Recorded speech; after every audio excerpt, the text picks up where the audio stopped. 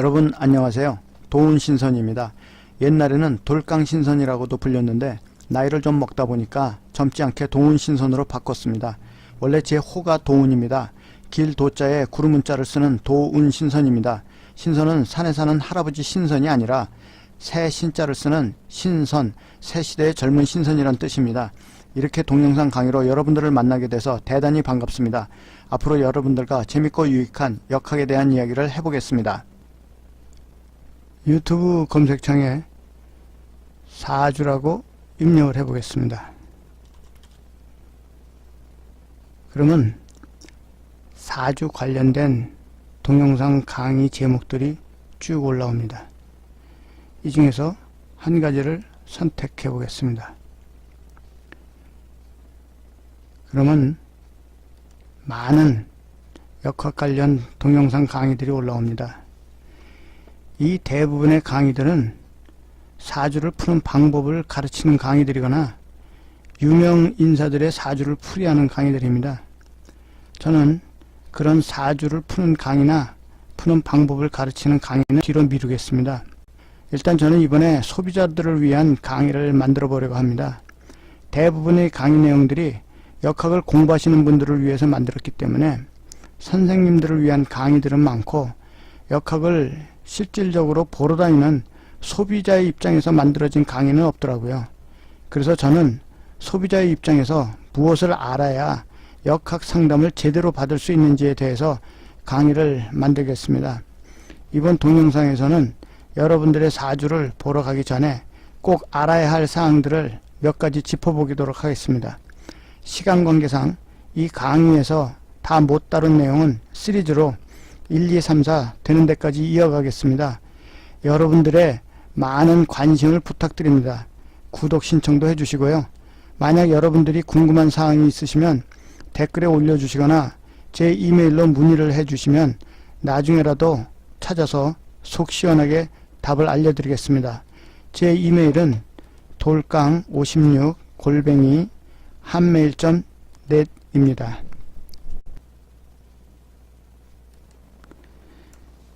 여러분들이 제일 궁금한 것이 역학을 믿을 수 있나 믿을 수 없나일 겁니다. 역학 중에서도 특히 사주명리학은 학문입니다. 수학이나 물리학, 화학같이 체계가 있는 학문입니다. 그런데 왜 우리가 이런 학문을 믿지 못하게 된 것일까요? 그건 마치 사주를 푸는 것이 어려운 수학 방정식을 푸는 것과 같기 때문입니다. 어려운 수학 방정식을 공부를 잘하는 학생이나 선생님이 풀면 정확한 답이 나오죠. 하지만 공부 제대로 안 한 학생이 풀면 정확한 답이 나올 수 없잖아요. 물리학이나 화학도 마찬가지지요. 시험 보면 다 100점 맞는 거 아니잖아요. 사주학도 마찬가지입니다. 사주명리학을 제대로 공부하면 백발백중 정답이 나옵니다. 하지만 제대로 공부하지 못한 사람이 풀면 답이 모두 제각각이 되는 것입니다. 사주는 인생을 논하는 학문입니다. 어떤 학문보다도 복잡하고 변수가 많은 학문이죠. 그러니 얼마나 어렵겠습니까?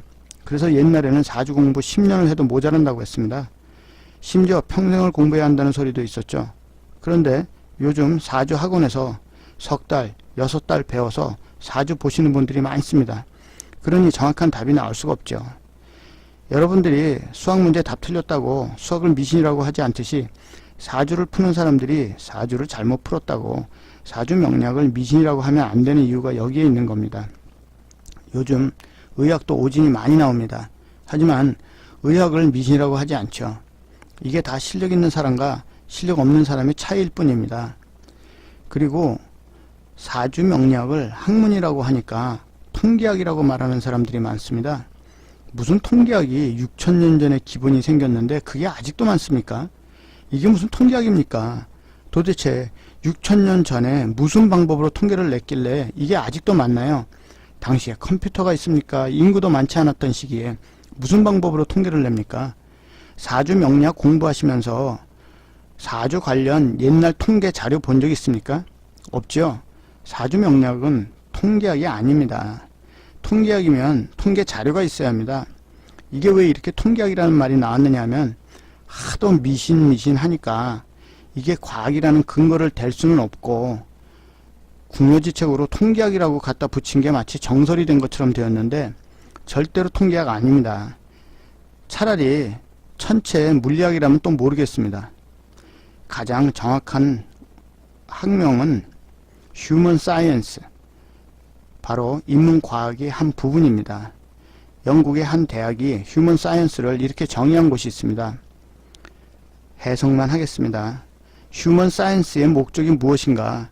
목적은 사실 모든 휴먼 사이언스가 마찬가지지만 사람들의 행위를 해명하여 예측할 수 있는 이론 체계를 만들어 그 이론으로 예측되는 문제점을 구제하기 위한 개발을 하는 학문이라고 했습니다. 이거 딱 사주 추명학 설명한 거 아닙니까? 이것이 바로 사주 명리학이 할 수 있는 일입니다. 세상에 이런 연구를 할 수 있는 학문은 사주 명리학이 가장 적합하다고 생각합니다. 1980년대 이후 한국의 젊은 역학도들이 엄청 달라붙어서 한국의 역학 수준이 매우 높아진 것이 사실입니다. 이렇게 유튜브에 엄청난 양의 동영상이 올라오는 것만 보아도 잘 알 수 있습니다. 문제는 과연 누가 제대로 된 공부를 한 선생님이냐, 그걸 가리는 일만 남았습니다. 사주 명리학은 믿을 수 있는데 그 사주를 푸는 선생님은 못 믿을 수도 있습니다. 그러니 절대로 역학 사주 명리학을 미신이라고 하지 마세요. 한 20년 전에 뭐 방송국의 그것이 알고 싶다 프로그램에서 3명의 똑같은 사주를 가진 아주머니가 자식의 수도 다르고 하는 일도 다르고 남편들의 직업도 모두 다르다고, 그래서 사주는 맞지 않는 것이고 믿을 수 없는 것이라고 결론 내린 적이 있습니다. 또 김영삼 대통령과 똑같은 사주를 가진 사람이 강원도에서 양봉한다고 어떻게 이렇게 다를 수가 있느냐고, 사주라는 것이 믿을 것이 못 된다고 했습니다. 그런 이유를 앞으로 하나하나 자세히 알려드리겠습니다. 사주를 공부하시는 분들도 이런 건 알고 공부하셔야 잘못된 사주 공부로 시간을 낭비하지 않게 되실 겁니다. 지금부터는 화이트보드를 이용해서 실질적인 사주에 관해서 알아보겠습니다. 제가 워낙에 글씨를 잘 못 쓰는데 이 라이팅 패드에 글씨를 쓰니까 더 잘 안 써지더라고요. 글씨를 못 쓰더라도 양해해 주시기 바랍니다. 우선 여기 사주 명식 하나를 가져와 보겠습니다. 여러분들이 사주를 보러 가시면 선생님이 이름하고 생일을 물어봅니다. 그리고 상담 용지에 뭔가를 적으시죠. 그리고 나중에는 그것을 보고 여러분들의 사주를 풀어드립니다. 그 상담 용지에 적은 것이 바로 이러한 사주 명식입니다. 이 사주 명식은 제가 만세력에서 무작위로 하나 선택한 명식입니다. 을사년 임오월 갑진일 신미시에 태어나신 여자분의 사주입니다. 이 사주로 사주팔자가 무엇인지 알아보겠습니다. 사주 명식은 위아래 두 부분으로 되어 있습니다. 위의 부분을 명, 아래 부분을 운 혹은 대운이라고 합니다. 위의 명과 아래의 운을 합해서 명운 혹은 앞뒤를 바꿔서 운명이라고 합니다. 운명이라는 단어가 여기서 나온 겁니다. 이제 우리가 사주 명식의 윗부분 명에 대해서 좀 알아보겠습니다. 이 사주 명식의 윗부분에 보면은 이렇게 글자들이 위아래로 두 글자가 서 있습니다. 이것이 마치 기둥같이 서 있다고 해서 한자로 기둥 주자를 씁니다. 이 기둥 주자가 오른쪽서부터 년, 월, 일, 시 4개가 있습니다. 여기에 기둥 주자를 붙여가지고 년주, 월주, 일주, 시주 이렇게 부르죠. 결국 합이 4개입니다. 그래서 사주라고 부릅니다. 한글로 쓰면 사주가 되겠죠. 그 다음에 두 글자가 4기둥이니까 간단하죠. 2 곱하기 4, 8글자예요. 그러니까 8자라고 부릅니다. 글자 8글자라는 얘기입니다. 그러면은 사주 8자라는 얘기는 여기서 나오죠. 4개의 기둥과 8개의 글자예요. 간단합니다. 이거는 우리의 생일을 시까지 자세하게 얘기한 겁니다. 이 8개의 글자 중에서 이 년주의 아래쪽에 있는 요 글자, 이게 바로 띠죠. 네, 이분은 뱀 뜻입니다. 그런데 중요한 거는 사주는 이 띠로 보는 게 아닙니다. 이 생일에 여기 있는 위의 글자, 이게 본인이에요. 이게 위주로 보는 겁니다. 그러니까 같은 뱀띠라도 365일 다 다르게 돼 있어요. 여기다가 하루에는 12개의 시간대가 있습니다. 그럼 여기다 12를 곱하잖아요. 그러면 이 가지수가 4380개가 나옵니다. 같은 띠, 같은 뱀띠가 다 다른 4380개의 사주가 나올 수가 있는 거야. 그러니까 이거를 띠로 보면 절대로 안 되겠죠. 그런데 아직도 뭘 보러 가시면은 아직도 띠로 많이 봐요. 금년에 무슨 대형, 무슨 띠가 대운이 들어온다느니, 아니면 금년에 무슨 띠가 삼재가 시작된다. 앞으로 3년 동안 너 조심해야 된다. 뭐 이런 얘기라든지, 아니면은 이 뱀띠하고 또 삼합이 되는 띠가 있습니다. 뭐 이거 삼합 아시는 분들도 많던데, 예. 그 닭띠하고 소띠하고 이게 삼합이 됩니다. 이 띠가 궁합이 좋다고, 이 띠들 만나면은 결혼하면 좋다고 그럽니다. 이걸 조금 더 자세하게 얘기하시는 분들은 이 연주, 이 띠 가지고는 겉궁합을 본다고 그러죠. 예, 겉궁합. 그 다음에 이 일지, 이거 가지고는 속궁합을 본다고 그럽니다. 네. 그 겉궁합, 속궁합 다 아시죠? 이런 게 다 띠로 사주를 보는 거예요. 예, 이렇게 보면 안 됩니다. 그런데 대부분의 선생님들이 이걸 다 아세요. 아시는데 손님들이 오셔서 물어봅니다. 선생님, 저는 무슨 띠하고 결혼하면 좋은가요? 그러면 그건 띠로 보는 게 아닙니다 하면 되는데, 그 다음에 제대로 보는 궁합 보는 법을 알 수가 없으니까 그냥 얘기해 줍니다.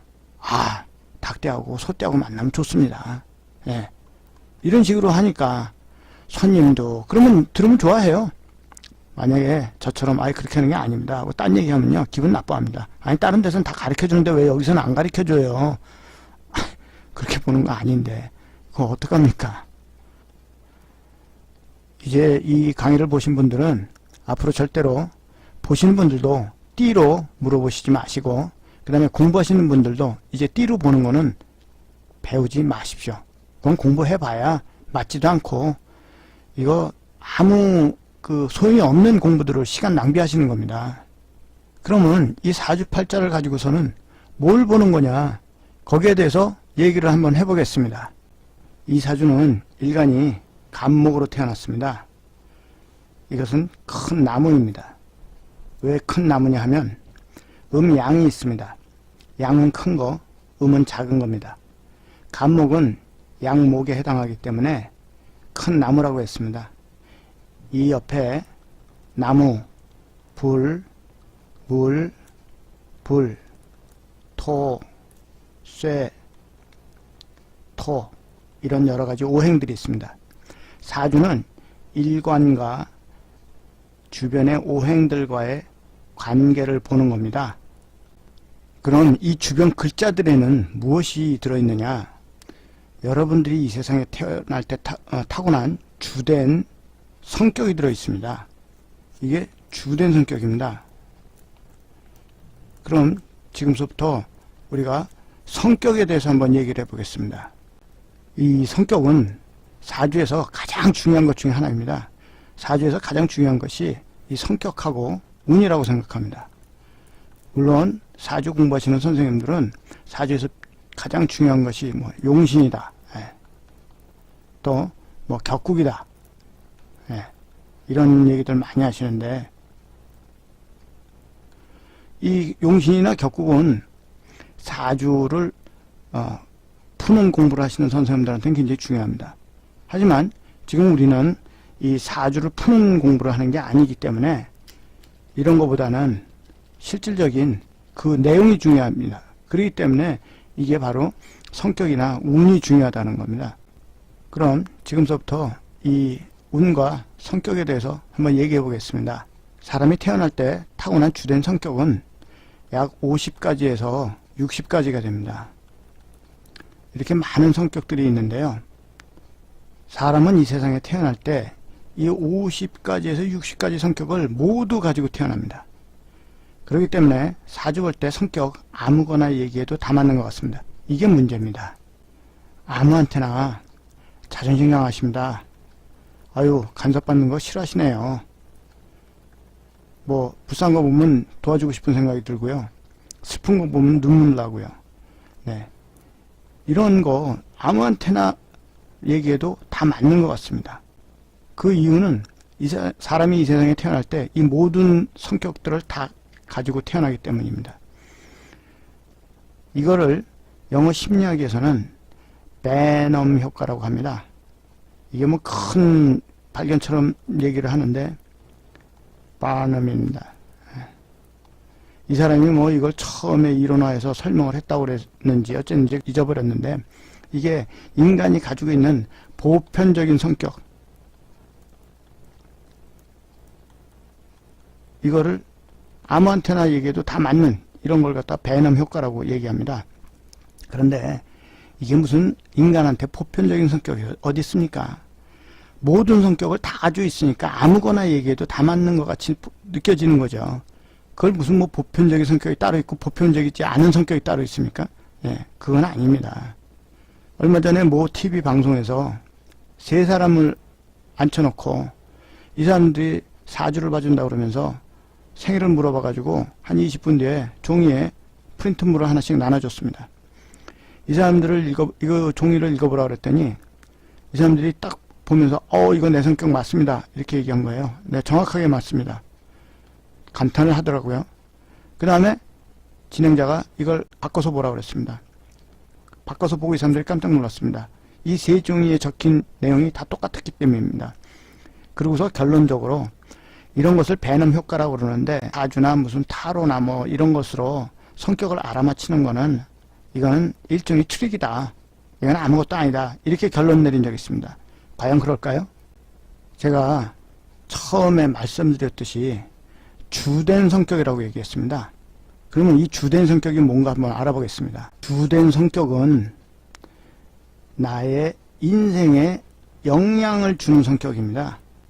이 사주 이 글자 안에 들어있는 거고요. 아까 얘기한 그 50가지에서 60가지 성격 중에서 한 사람들이 대부분 한 10가지 정도의 성격을 가지고 태어나는데, 이것들이 내 인생에 영향을 주는 성격입니다. 그리고 그 외에 40가지에서 50가지 성격은 그냥 남들만큼 가지고 있는 것 뿐이에요. 하지만 그것도 가지고 있기 때문에 사람들이 성격을 얘기할 때 아무거나 얘기해도 그건 나도 그런 성격이 있다고 얘기하는 것일 뿐입니다. 그러면은 과연 어떻게 이 주된 성격이 인생에 영향을 미치느냐, 그리고 왜 그렇게 중요하느냐. 이 성격은 사람이 행동하는데 영향을 줍니다.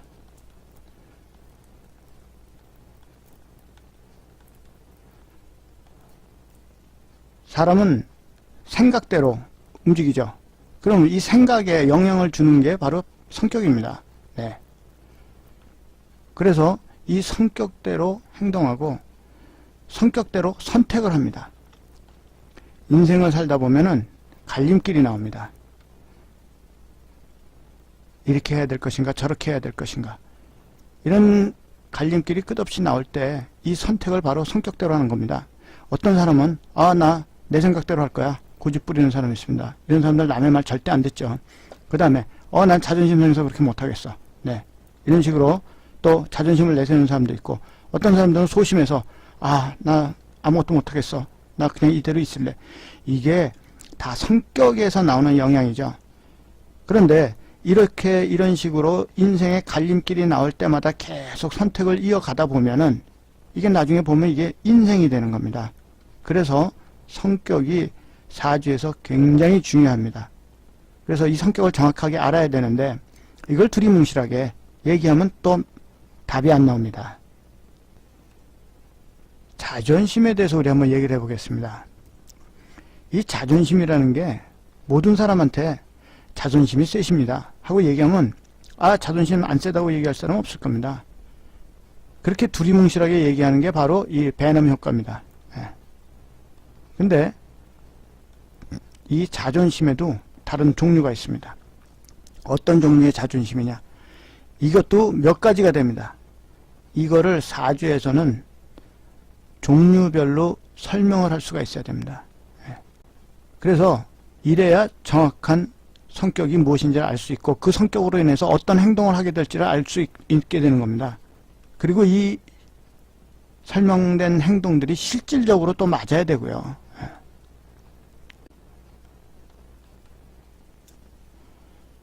그리고 이것들이 자존심뿐만이 아니라 고집도 마찬가지예요. 고집에도 고집 안 센 사람이 어디 있습니까? 다 자기 주장대로 하죠. 근데 고집에도 종류가 있어요. 이 종류별로 알아야지 이 사람이 왜 고집을 부리는지 알 수가 있어집니다. 그걸 알아야 이 사람을 어떻게 관리를 하고 또 내가 그걸 알아야 내가 어디서 내가 물러나고 어디서 가야 되는지 이런 걸 알게 되는 거죠. 소심도 마찬가지입니다. 소심한 이유가 다 달라요. 예. 이렇게 얘기할 수 있는 선생님이야 말로 제대로 사주를 공부하신 선생님입니다. 그렇지 않고 두리뭉실 얘기하면 아까 얘기한 이 배놈 효과 여기서 벗어나지를 못하는 거예요. 결론적으로 성격에서 가장 중요한 것은 내 팔자 속에 들어있는 주된 성격이고 이 주된 성격이 내 인생에 영향을 주는 성격이다. 그 다음에 이것을 얘기할 때 자세하게 얘기를 해야 된다. 네. 여기까지 성격을 일단 마무리 짓고 다음에 또 얘기할 기회가 있으면 계속하겠습니다. 그러면 이거 외에 그럼 또 무엇을 또 알 수 있느냐 사주로 네, 요거에 대해서 다시 얘기를 계속 이어가 보겠습니다. 사주에는 결혼운이 나옵니다. 이거 중요하죠. 인생 사는데 결혼은 중요합니다. 그럼 결혼운이 좋은 결혼운은 우리가 뭐 가만히 있어도 알아서 시집갈 때 되면 시집가고 장가갈 때 되면 장가갑니다. 그러니까 이건 뭐 별로 우리가 지금 알 필요가 없습니다. 좋은 거는. 그러면 나쁜 결혼은 이게 중요하죠. 왜 나쁜지를 알아야 됩니다. 그런데 이 나쁜 결혼운의 종류가 또 있습니다. 이게 또 한 10가지 있어요. 예. 이 중에서 약한 것도 있고 센 것도 있습니다. 이걸 알아야 돼요. 이걸 알아야 이걸 어떻게 피할 건지를 알 거 아닙니까? 제가 전에 상담을 할 때 어떤 손님이 찾아오셔가지고 젊은 손님인데 어머니하고 역학 보러 가셨다가 그 선생님이 유명하신 분이에요. 네, 사주에 도화살이 있어서 30살이 넘도록 결혼을 못한다고 이 말을 들은 어머님이 기겁을 하신 겁니다. 아이고 그럼 선생님 어떡하나요? 도화살을 없애야 됩니다. 그럼 어떻게 하면 없애면 되나요? 네, 부적 쓰시든지 기도하셔야죠. 그 딸이 옆에서 들어보니까 말이 안 되니까 엄마 옆구리를 쿡쿡 찔렀는데 엄마 입장에서는 얼마나 답답합니까? 지금 딸이 30살이 넘었어요. 그런데도 아직 결혼을 못합니다. 요새는 뭐 30살이 지나도 결혼 안 하는 거 당연하다고들 생각하죠. 요새 결혼들이 점점 갈수록 늦어지고 있는데 이거 참 국가적으로 큰일입니다. 어쨌든 간에 그래가지고 부적 없애는데 30만원, 사주 보는데 20만원 해가지고 도합 50만원을 내고 왔답니다. 네. 속 터집니까? 안 터집니까? 속 터지죠. 여러분들이 이런 걸 당하시지 않으려면은 과연 결혼운이 뭔가를 알아야 되는 거예요. 예. 나쁘냐 좋으냐, 도대체 내 결혼운이 언제 나쁘냐. 보통 결혼은 나쁜 사람들한테 철학관 가면 다 그렇게 얘기합니다. 결혼 늦게 하라고. 그러면 늦게가 언제가 늦게예요? 예. 몇 살이 늦게 하는 겁니까? 이미 지금 20대가 다 지나가지고 30이 넘은 사람한테 결혼 늦게 하라고. 그러면 40에 해요? 50에요? 60에요? 네. 이게 잘못된 거 아닙니까? 이 나쁜 결혼운을 늦게 하라는 그 늦게 하라는 결혼 시기는 없습니다. 인생에 늦게 하라는 결혼 시기는 없어요. 결혼운은 20대도 한번 오고 30대도 한번 오고 네. 이 10년 주기로 결혼운이 옵니다. 그러면은 이 때에 맞춰가지고 20대에 결혼 시기를 놓친 사람은 30대에 가서 해야 될 것이고, 또 결혼운이 오는 그 이유도 다 각각 다른 결혼운이 옵니다. 뭐 여자 같으면 남자를 만날 수 있는 운이 있고, 또 결혼운이 되는 운이 있고, 뭐 이런 것들이 오는데, 결혼운이 왔다고 다 결혼하는 거 아닙니다. 결혼은 왔는데 내가 딴짓을 했어. 그럼 그냥 지나가는 거예요. 그 결혼운은. 그럼 다음에 결혼 올 때까지 기다려야 되는 거예요. 그렇다고 결혼운이 전혀 아닌데 내가 결혼을 할 수 없느냐? 그것도 아닙니다. 왜? 결혼은 두 명이서 합니다. 남녀가 두 명이서 하기 때문에, 만약에 여자가 결혼운이 없어. 근데 남자가 결혼운이 있어. 그러면 이 남자 운으로 결혼할 수도 있는 거예요. 그래서 결혼운이 딱 정해져 있는 건 아니지만 늦게라는 시기도 없다는 거. 다만 언제 결혼을 하면은 좋다. 이거는 있습니다. 언제 하는 결혼운이 좋다. 그래서 그 시기가 되면은 아무런 뭐 애인이 없다가도 그런 시기가 되면 주변에서 남자가 찍적거린다든지 아니면 여자친구가 생긴다든지 이런 일이 생깁니다. 그러면 그때를 맞춰가지고 이 사람하고 궁합을 봐야 돼요. 굉장히 중요합니다. 이 궁합. 이거 뭐 요새 같은 시절에 무슨 궁합을 보느냐 뭐 이런 얘기 하시는데, 궁합 엄청 중요합니다. 여러분들 궁합 함부로 보시면 안 됩니다. 일단 결혼운이라는 거, 나쁜 결혼운의 종류가 10가지가 넘는 결혼운이 있다는 거, 그 중에서 내가 어떤 결혼운이 나쁜지를 알아야 된다는 거. 두 번째, 강도가 있기 때문에 만약에 약한 결혼운은 그냥 넘어가도 됩니다. 그리고 대운이 계속 좋은 방향으로 진행이 될 때는 그 나쁜 결혼운이 작동을 안 합니다. 그래서 그냥 넘어갈 수도 있기 때문에 꼭 결혼운을 얘기를 할 때는 이걸 다 같이 봐서 얘기를 하는 거지, 무슨 사주에 무슨 뭐 살이 하나가 들어가지고 안 된다, 무슨 뭐 도화살이 들어가지고 안 된다, 무슨 뭐 고신살이 들어서 안 된다, 이거 하나로 끝나는 게 아닙니다. 그래서 여러분들이 총체적으로 사주를 항상 보시는 그런 습관을 드셔야지 어디 가서 이상한 소리 듣고 뭐 30만원 기도비, 뭐 부적비, 뭐 이런 거 안 당하게 됩니다. 자, 결혼은 간단하게 이렇게 얘기하고요. 그 다음에 조금 아까 얘기한 이 궁합이라는 거 한번 얘기해 보겠습니다. 아까 처음에도 궁합에 대해서 좀 나왔었는데, 궁합을 어떻게 봐야 되느냐, 이거 과연 궁합이라는 게 뭔가, 이거 한번 다시 알아보기로 하겠습니다. 사실 궁합은 이 두 사람의 사주를 보는 게 궁합이죠. 남녀의 사주를 두 개를 비교를 해가지고 둘이서 잘 맞느냐 안 맞느냐 이걸 보는 건데, 아까 초창기에 얘기했듯이 이제 띠로 보는 것이 아니다 해서 이 뭐 띠로 삼합으로 뭐 사유축, 이게 삼합이기 때문에 궁합이 잘 맞는다. 뭐 인옷을, 이게 또 합이기 때문에 잘 맞는다. 뭐 이런 거는 아니라고 아까 말씀드렸습니다. 그러면은 결혼 얘기가 나온 김에 궁합 얘기를 좀 하다 보면은, 그러면 어떻게 보는 궁합이 제대로 보는 궁합이냐? 일단 궁합을 볼 때는 그 사람의 성격이 어떤가를 봐야 됩니다. 두 사람의 성격, 이거 중요하죠. 성격. 성질 잘 내는 사람이 있습니다. 뭐 좀 난폭한 성격, 이런 성격이 있습니다. 이거 안 되죠. 의처증 있는 사람이 있습니다. 이거 안 되죠. 의처증, 의부증, 이거 두 개 다 곤란하죠. 그 다음에 정신질환이 있는 사람이 있습니다. 정신질환의 가능성, 이런 거 있으면 안 되겠죠. 그 다음에 또 우울증, 이런 소지가 있는 사람들이 있어요. 그러면 이 우울증 있는 사람 소지가 있으면 이걸 어떻게 고쳐야 되는 것도 나올 겁니다. 이건 뭐 이따가 이제 병에 대한 얘기할 때 다시 얘기하기로 하고, 그 다음에 또 뭐 그 이외에 여러 가지 성격이 있습니다. 이 도박 좋아하는 사람들이 있습니다. 이것도 일종의 정신병입니다.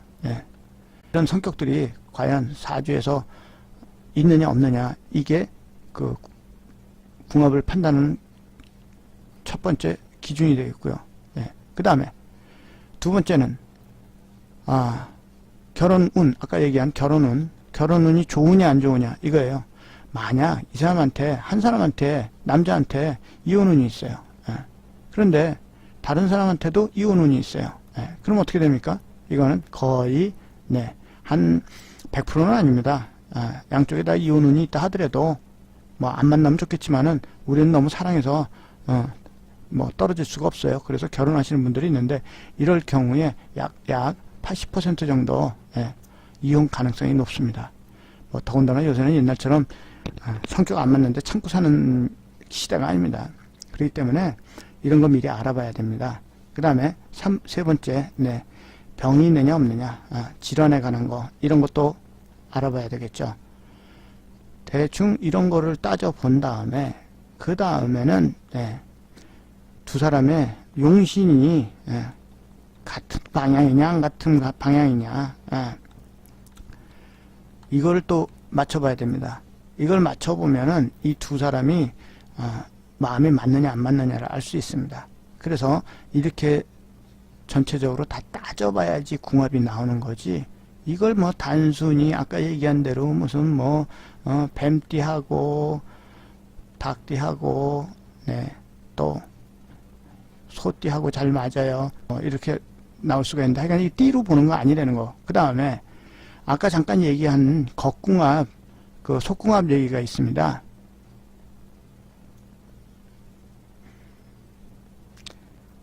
이거 겉궁합 속궁합도 굉장히 뭐 중요하다 그러죠. 도대체 겉궁합 속궁합이 뭔가, 아시는 분들 다 아시겠지만은, 자, 겉궁합 뭔지 아십니까? 겉궁합은 뭐 겉으로 생활하는데 의견이 잘 맞는 거, 그러니까 일상 생활하는데 의견이 잘 맞는 걸 갖다가 그 겉궁합이라고 합니다. 그러면 속궁합 뭐예요? 이게 침실궁합이죠. 침실궁합이 잘 맞느냐 안 맞느냐를 본다는 거죠, 따로.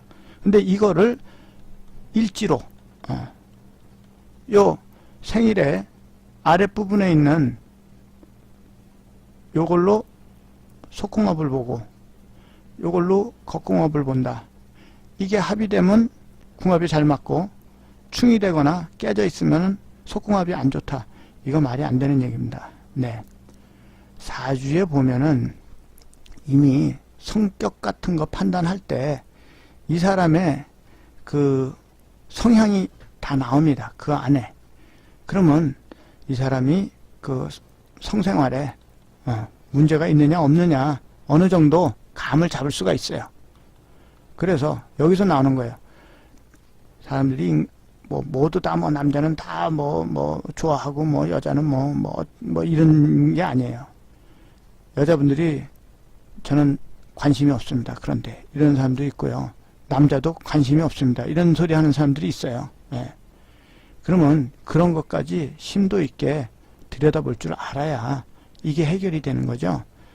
그거 없이 무조건 뭐 띠가 맞으면 겉궁합이 좋고 그 뭐 일지가 합의되면 속궁합이 좋고 이렇게 보는 것도 아닙니다. 그래서 궁합 보는 거 이것도 한참 자세히 들여다봐야 인생의 결혼이라는 게 좀 중요합니까? 그래서 이런 것도 자세히 볼 수 있어야 되겠습니다. 그 다음에 또 이제 뭘 알 수 있는지, 그 다음에는 그 병에 관한 얘기를 좀 해보겠습니다. 사실 이 질병에 관한 얘기는요, 뭐 비교적 굉장히 좀 간단한 편입니다. 사주에서 이 병에 관한 문제는 여러분들이 이제 다 알고 계신데, 이 질병에 관한 문제가 있다 하더라도, 사주에 나온다 하더라도 그게 꼭 현재 병에 걸려 있다가 아닙니다. 그 어떤 한 장기의 부분이 약하게 태어난 겁니다. 근데 이거를 치료하는 방법은 뭐 보약을 많이 먹는다고 되는 것도 아니고요. 그 다음에 뭐 음식을 잘 먹으면, 음식 잘 먹으면 좋게 하겠죠. 하지만 음식 잘 먹어서 해결이 되는 것도 아닙니다. 가장 좋은 건 운동입니다. 운동으로 이 문제를 해결할 수 있습니다. 운동은 정말 이건 만병통치약입니다. 물론 이제 그 안 좋은 장기 부위에 따라서 해당하는 운동이 다릅니다. 뭐 아무 운동이나 하는 거 아니에요. 어떤 분들 오셔가지고 뭐 수영하면 좋나요? 하면 수영이 맞는 사람이 있고 안 맞는 사람이 있습니다. 그리고 뛰면 되나요? 무조건 뛰면 되나요? 뛰어서 안 되는 사람들이 있습니다. 마라톤 하다가 가끔가다 심장마비로 돌아가시는 분들이 있어요. 예, 이거 뛰는 운동 하시면 과격하게 하시면 안 되는 분들이 이건 너무 많이 뛰어서 그렇습니다. 과유불급이라고 넘치면 모자란 것마다 못한 겁니다. 그러니까 여러분들 이 운동 꼭 계속 하십시오. 이거는 어디가 안 좋든지 일단 기본적인 운동을 계속 해주시면은 상당히 건강합니다. 네, 운동선수들 건강한 이유가 이 운동의 기본 체력입니다.